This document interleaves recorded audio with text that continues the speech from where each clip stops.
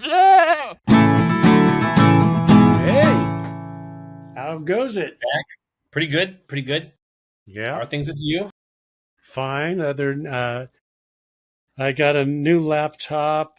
It's just sitting here. I'm afraid to start moving things. It's always just like, oh my God, this is such a hassle going from an old computer to a new computer. And it's been sitting here for a couple of days, and I'm going, as much as I need a new computer, get it up and running, it's like the pain. It's like exercising. Yeah. Yeah. No, I've got computers that I've been using that are so old that they're no longer, being able to get software upgrades. They're so out Right. of date. So, yeah, I'm going to have to think about, changing up my hardware here in the not too distant future. I keep telling myself that. I think I've actually said this exact same thing on this podcast, maybe once before. But yeah, I keep telling myself I'm going to build the furniture I need to actually have a workable, office space in my house, and then I'm going to get a new computer, and then I, get involved doing something else, and I never end up doing it. I know. Oh, I know. It's so easy to ignore, but I'm at the kind of breaking point where it's like, okay, I'm spending more time dealing with issues with the computer. It's like just bite the bullet, but it is definitely painful. Anyway, so what's happening your way from this crazy world of politics? Well, it's kind of interesting. I don't think there's anything on my mind that's like particularly big, but there's like a lot of little things that are going on in the news that I think are somewhat interesting now, but could maybe even be more interesting later. Like Trump is obviously federalizing the law enforcement in Washington D.C., and I mean, I don't really have a too strong of an opinion about whether that's going to be a good idea or not. But what I do think is interesting is to see what comes from it. For instance, if crime rates really go down in DC, what lessons do we take from that as a society? Do we say, hey, this is a good idea? Maybe we should start using the National Guard to start cleaning up some crime in places like Los Angeles or Chicago or Baltimore or whatever.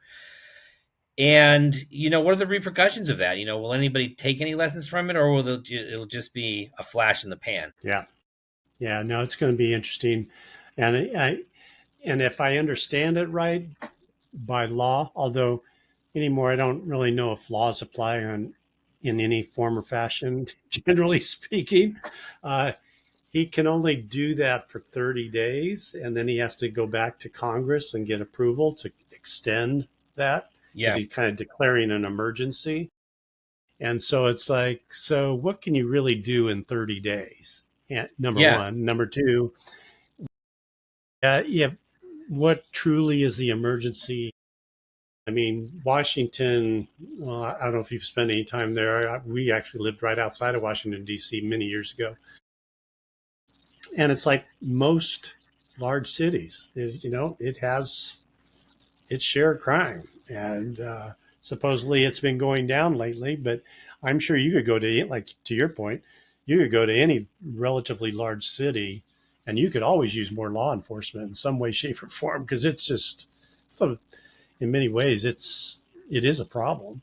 Um, but is the answer federally doing that? It's really interesting to me that of course, the Republican Party doesn't really represent this anymore, but it used to represent supposedly smaller government.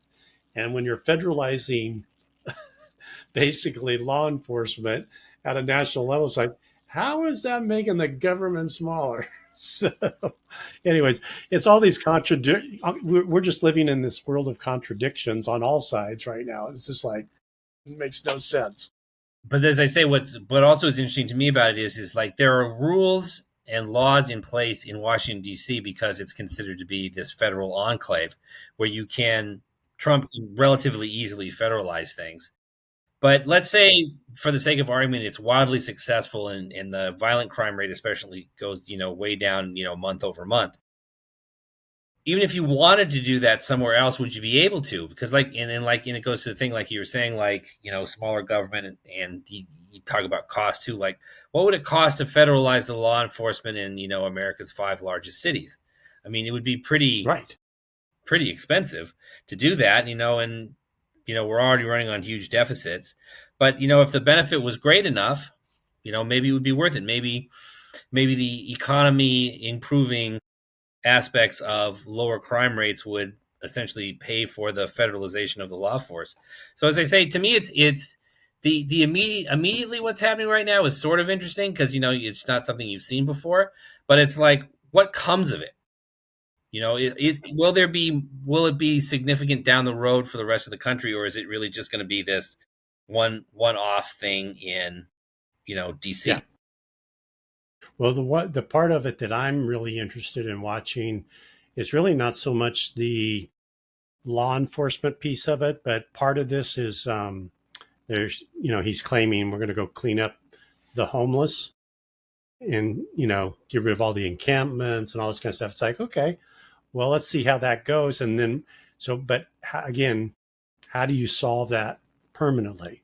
So you can sweep them up and scoop them up for a couple weeks or something maybe, but then what do you do? It's kind of a tactic leading a strategy versus a strategy leading a tactic. So hey, time will tell. Maybe some magical thing will happen out of it. If nothing else, maybe it will generate some new ideas to fix some of these things. But I I think the ideas exist. It's just the will of people to do it is really usually the the case, right? So, I think there's a lot of solutions to, as we've talked about many times, practical solutions for the homeless, as an example. But if you don't have the will to do it, it's an idea. Yeah, yeah, because again, like you're saying, like dealing with not just crime, but dealing with the homeless population. Because my understanding is they've already made quite a few arrests, so those Right. people will end up in a jail somewhere. But the homelessness situation is, vastly different unless Trump decides to go and literally incarcerate, you know, the homeless population. And I don't think he's going to do that. So I mean, again, it's like shuffling things around. We do that a lot in California. I think, if my memory serves correctly, when the Chinese ambassador was coming into San Francisco, Newsom, cleaned up the streets so that they Mm-hmm. would look presentable. But I mean, it didn't solve anything in the long run. No, it never does. We'll be going through that same scenario here fairly soon when the Olympics comes to LA. You Right. know, Yeah. things will get cleaned up and temporarily, and then it's like, well, if but and that's where I don't know. This is where the little bit of optimism comes from me is you would hope that in doing that they really do take it as the opportunity it is and fix it and really do focus on more long-term solutions, which is a very complicated thing, as we've talked about many times. But my fear is they won't. They're going to figure out these temporary places to put folks, get them out of the way, and then after the Olympics comes and goes, we'll be right back to where we are. And again, that bringing it back down to the third party stuff. This is where we need people just to stand up and start voicing more common sense ideas on this stuff because it's just Yeah. we just keep doing this ridiculous circle. Yeah.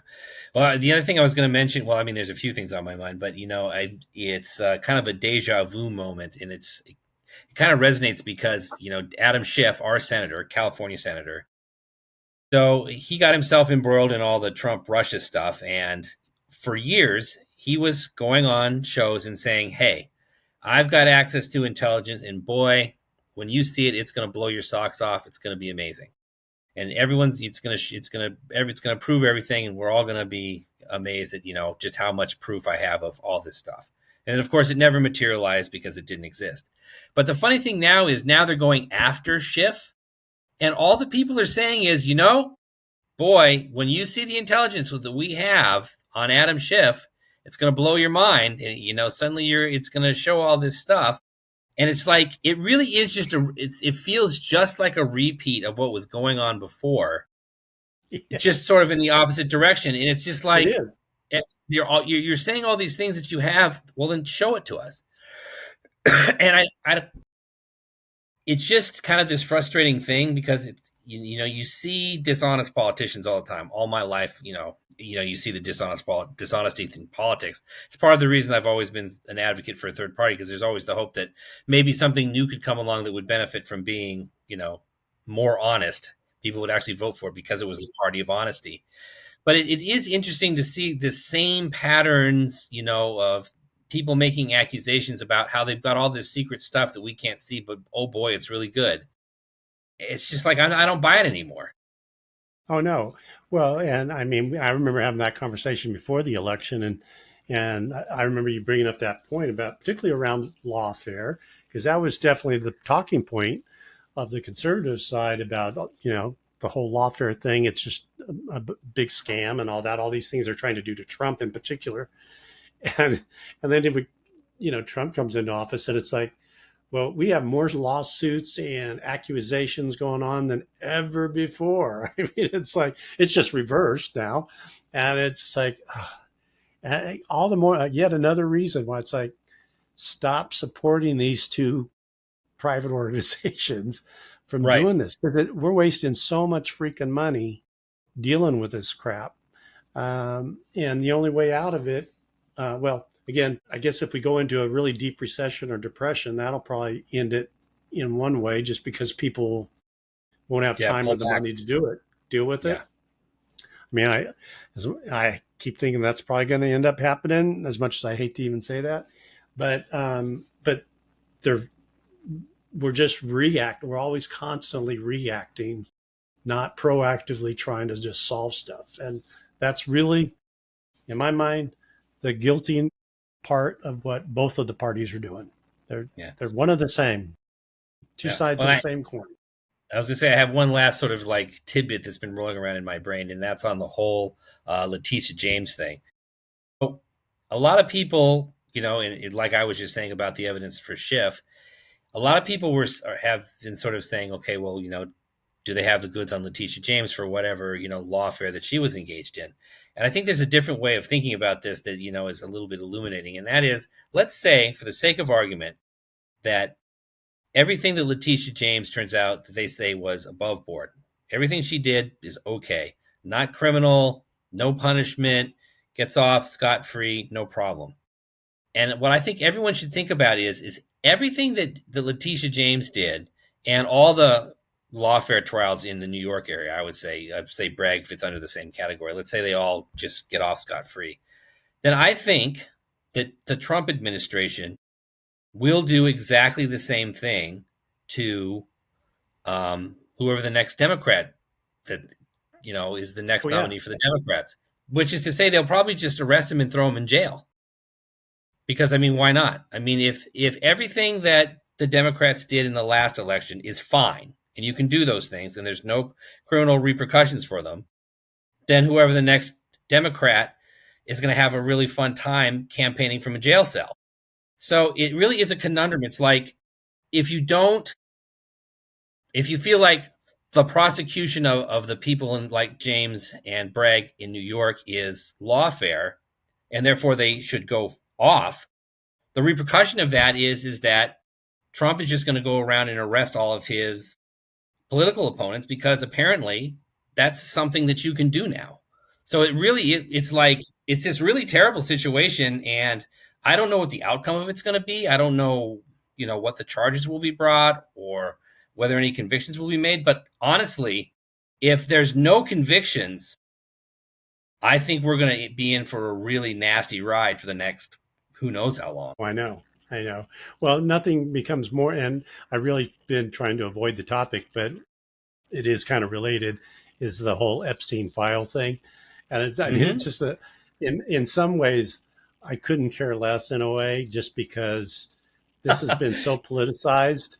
I mean, I totally I feel for what went on, because clearly it seemed like some really awful things happened. Um, but as far as now, it's become created this life of its own where, again, everything's upside down and backwards, right? It's like that was the big thing. They were going to, as soon as Trump got in, they're going to release all the Epstein files. And now, well, maybe not so much, right? And it's like, Yeah, the this is Epstein a perfect. And it's a perfect example of just, okay, all they're doing is playing off everybody on both sides, playing off everybody, just riling things up, building up people's emotions on stuff. And then there's no there in many situations. Yeah, yeah. It's funny. It's very, it's very soap opera, very tabloid, because it's like Yes. on one level you care because there's theoretically all these Yeah. high powered people involved in the whole situation, but on the other hand, you don't really care because the guy's already dead. I mean, whatever punishment was in store for him has been meted out, and that's going to be the end of it. And they could go after Maxwell, but she wasn't really the ringleader. She was sort of a henchman. So I mean, maybe something will happen to her or not. And then as far as like revealing all the people that were involved with it, I mean, who knows? So Well, it's like you're interested in it in one sense, and you feel like it's resolved in another. So it's just this weird thing. and the question I have on the whole list thing is, this isn't like this case came up yesterday. I mean, this Oh, thing's I been know it's going been around on for for ages. Yeah, years and years. And it's like, well, if there's people on this list, when they were doing this investigation, why weren't they going after all those people yeah. It's like at the time? I mean, it's just they, bewildering. if they were truly associated with him and guilty of the same crimes or similar crimes, or supporting it in some way, shape, or form, or whatever, why weren't they? And I mean, I guess that's the crux of the issue. Everybody's saying, well, it's because it was all the powerful men in the country that were involved, and so there was no way that was going to happen, and Epstein basically became the scapegoat. And that may be true, but it's like, now we're virgin. Now it's like going on conspiracy theory of a conspiracy theory. Yeah. Yeah, and I guess It's there's some evidence that he was an informant for like the CIA or the FBI, yeah, it's but like, I mean, God knows if that will ever come to light. I mean, so who knows? So as I say, it's just there's just like a lot of little bizarre things that are going on, all of which could have interesting repercussions if they go somewhere. But also, like right at the moment, it's sort of like, is any of this really going to happen? And I go back to Schiff and James. They've got them apparently on mortgage fraud, like a lot of mortgage fraud, James. And it's sort of like, well, if they committed mortgage fraud, then that would be bad people going to jail for good reasons. But it's also kind of not the thing that, you're really concerned about what they were doing. And so it's like, right. yeah, I'm kind of interested in that, but at the same time, I don't know if I really care. I mean, again, I don't think people should be able to get away with committing mortgage fraud, but No. on the big picture of things, I'm not sure that's really what I would be looking at or concerned about. I mean, if it happens, it happens. Yeah.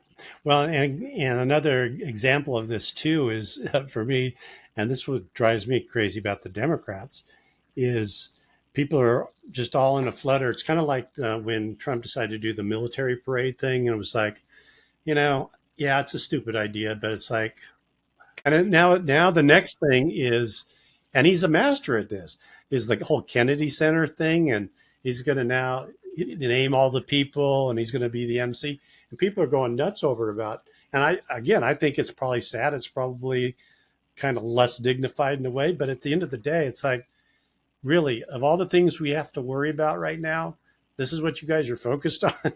It's like, can we kind of like solve the economic issues we got, or the fact that people can't afford a house anymore, or on and on and on.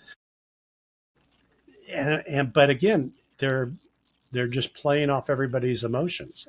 Trump's playing off the emotions of, I'm going to just stick it to all these woke people, and then on the other side, the Democrats are just saying how awful this is for the arts, and it's lost all of its dignity, and all blah blah, all of which may be true, but at the end of on both sides. But how's this going to solve arguing about this at this point, over what I see as really big problems, like the fact that I was reading in the paper this morning, the dam here for Lake Hodges, Hmm. going back to local, Yeah. it was deemed, uh, you know, on the verge, I wouldn't say on the verge of failure, but it's deemed dangerous. And they don't have any money to repair it. It's, they were shooting for like, they thought it was going to be about 250 million. And now it's up to like almost 450 million. And so they were having to lower the water table so it doesn't put too much pressure on the dam and all this kind of stuff. It's like, these are the things we should be worrying about, guys. It's like one of our major water sources here in the county, and we're not sure how long that dam is. 100 years old. I didn't realize it was that old. A Yeah, 100-year-old dam, and it's like, you know, that could be bad if that broke. yeah, yeah. It'd be very bad, and but it's another example of irresponsible governance. Like it's the concept of living paycheck to paycheck. Or if you Exactly. ever have anybody out there that might have experience running a business, like I can say from my personal experience, it's like I can't operate my business unless I have a pretty healthy amount of cash in reserve, because there's always something that comes up. Something Always. breaks, something has to be fixed. There's always some reason why you suddenly need to make a decision to do something. Not everything, is exactly planned for. And the way that the state operates, it's so irresponsible with the money that it has. It just spends it on a bunch of garbage for the most part. And then it finds itself in a position where it really needs to do something and it can't do it. And then it's faced with, having to borrow or produce bonds to do something. And then it's more debt, but that debt needs to be paid for. So it's more taxes, and taxes are more cost on people. And then those costs get passed on to other people. And it's like, it's just this irresponsibility, year over year over year. And it's the whole thing with the fires too. It's like we're talking about a reservoir, a big source of water, Yes. and now we're having to drain the source of water because we're afraid that the dam is going to break. And obviously, we should have looked at the dam a long time ago. So what happens when the next fire shows up? Well, there's not as much water in the reservoir, and it's like all these things compound on each other, but it's all just the same irresponsible governance that we have year after year after year. And again, goes back to the third party thing, but even just a two party system, if you want to swap back and forth, like you don't like the Democrats for certain reasons and you don't like the Republicans for certain reasons, but the reasons you don't like each of them are different. So if you would trade parties back and forth in power from time to time, you'd be swapping different sets of problems. So it's like maybe if the Republicans got in, you'd be worried about, over policing, but at least they might look at the dam. And so while they're fixing the dam, then you can, kick them out in a few years because you're worried about the over policing. And, the Democrats could come in and do something else. Now, it'd be nice to have a party that actually worked and actually was concerned about the well being of the citizens, which is why we should have a third party. But at the very least, it's this concentrated power of people. They just never get anything done. It's just awful. It's total inbreeding is basically what it is. You just emphasize the problems to the nth degree by always having the same incestuous set of people, running through office. Yeah. Yeah. And again, and we've talked about this a lot, is just having that mutual set of goals people are truly reaching out to. And I hear this all the time as I talk to local business people, not even business people, just people who are got jobs and live in the town and all that. There's almost complete agreement that first and foremost, money needs to go to safety and law enforcement kinds of things. Mm-hmm.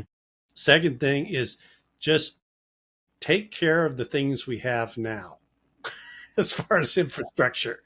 I mean, there's really no politics to it at all. It's like those are always the two top things. Like why are we letting this thing fall apart, or the sidewalks fall apart, or the water situation fall apart, or whatever?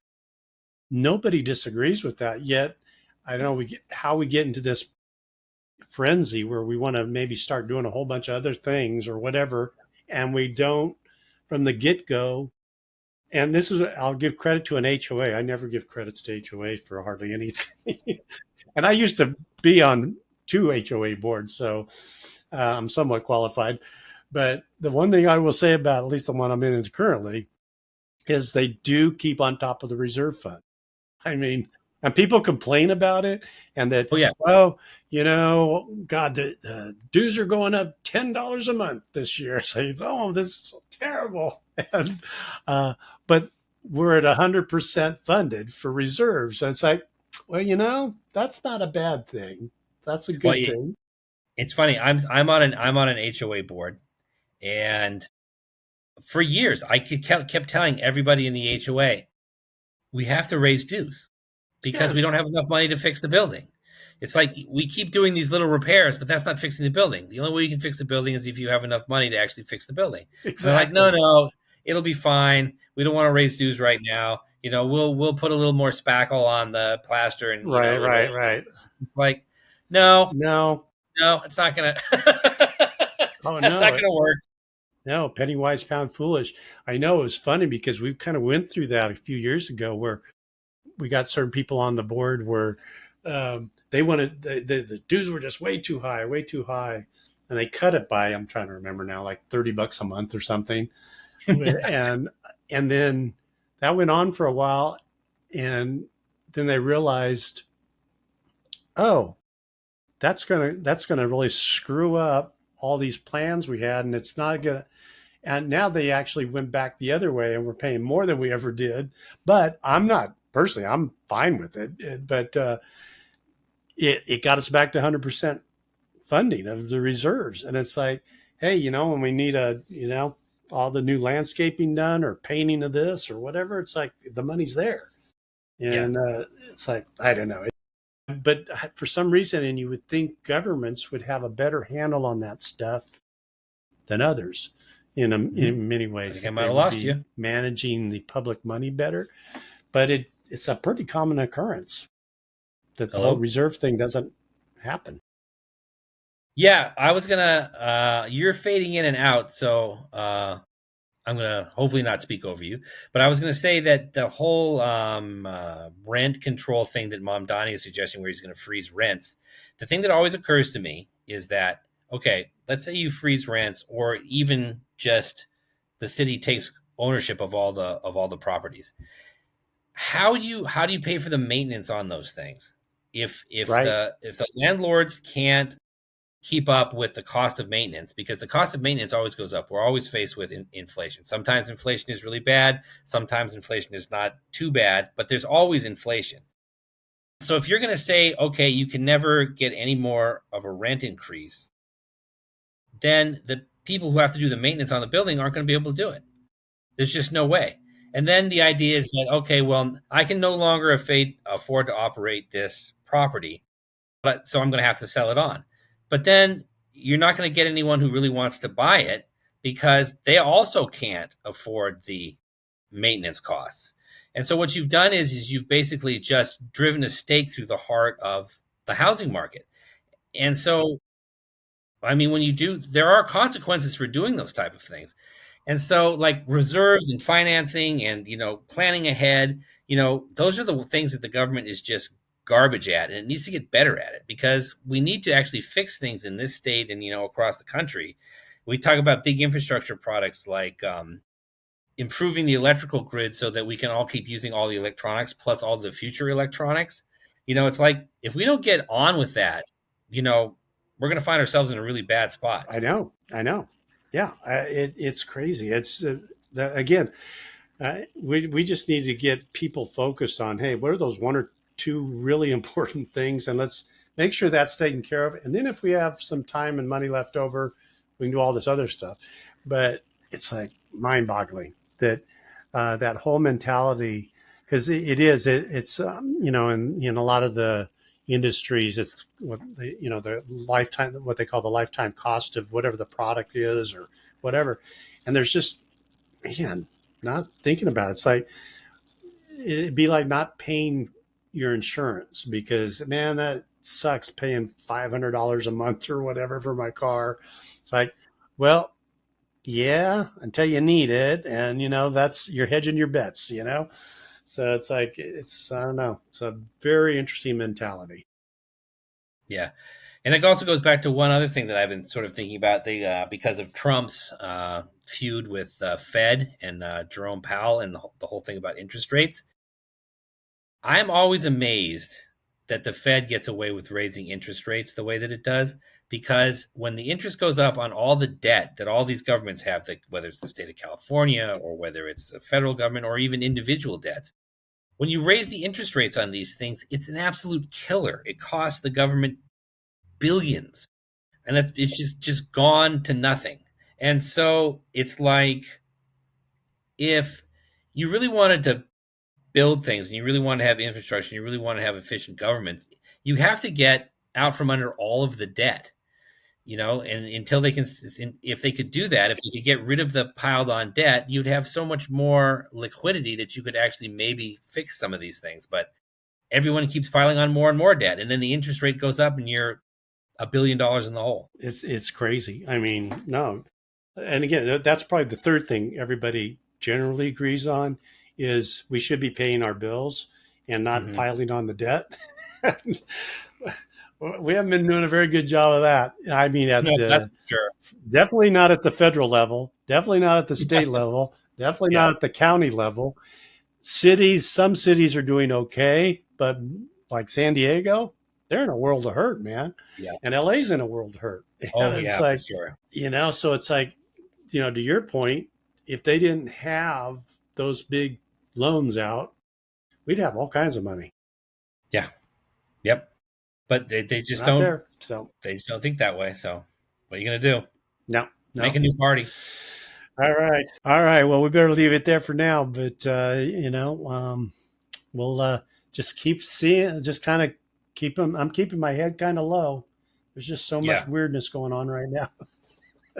Yeah, but as I So, say, like, I guess the last little thing I'd say, it's like there is a lot of weirdness going on right now, but it will be interesting and potentially useful to see, how it all resolves. oh, yeah. Yeah. We're definitely trying some new and different things. Yeah, for sure. We'll see how it all turns out. All right, man. We'll talk to you in a bit. Yeah, talk Bye. to you later. Bye.